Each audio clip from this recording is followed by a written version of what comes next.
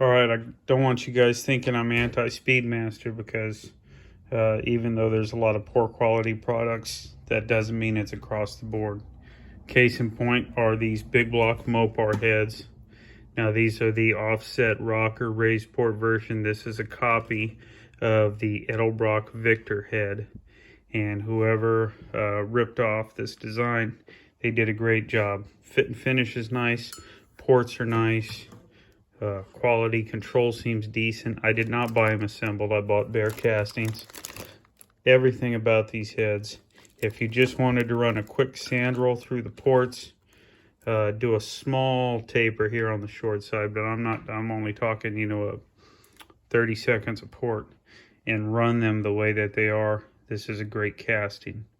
It's close enough of a copy or rip off, whatever word you want to use, of the Edelbrock Victor head, that Hughes and other companies will use their Victor, their Edelbrock CNC program on these heads. Same thing with the valves. I bought a bunch of bare castings, and I've been buying the genuine Edelbrock valves, and I'm going to assemble the valve train that way. But again, being a direct copy of the head, they accept anything that you would put on your Edelbrock Victor big block head, you can put on these. So I like them. I bought a stack of them. They were incredibly cheap when I bought them. It was a Black Friday. They came up for $265 a head. This is years ago. I bought a stack of them. A lot of these heads making, north of 800 horse. A lot of these heads well into the single digits on the drag strip. So if you do your research on the internet, this particular head and the Speedmaster line has a great reputation.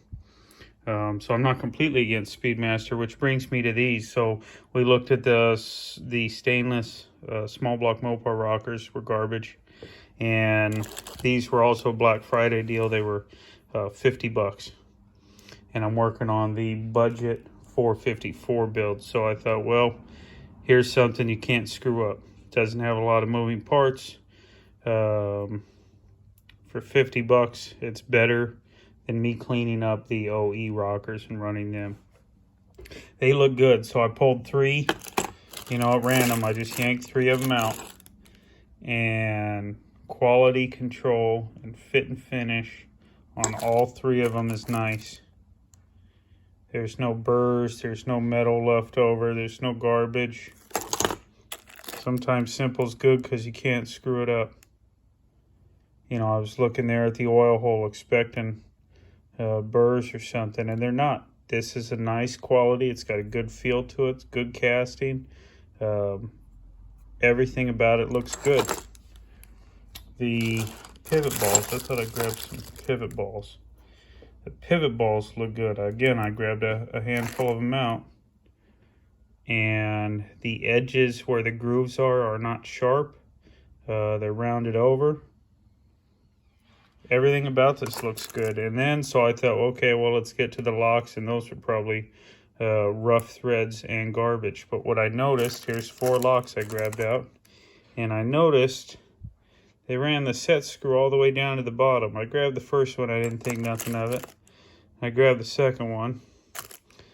I like that, because if they were just the set screw set in there and threaded in there, then I would expect some rough threads and some poor quality.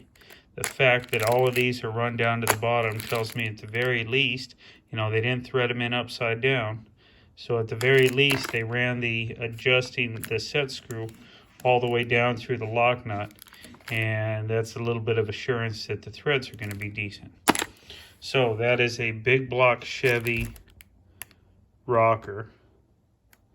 And I like it. I'm not against it. So I lost out on the Mopar rockers, and I think this one for my $50 is going to be a winner.